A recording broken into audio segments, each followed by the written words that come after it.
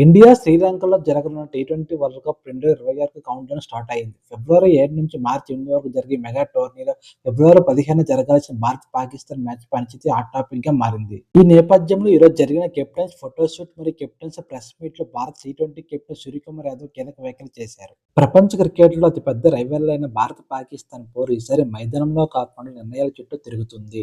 దీనిపై స్పందించిన కెప్టెన్ సూర్యకుమార్ యాదవ్ ఇలా మాట్లాడారు. ఈ నిర్ణయాలు మా చేతుల్లో లేవు. మ్యాచ్ ఉంటే మేము తప్పకుండా ఆడతాం.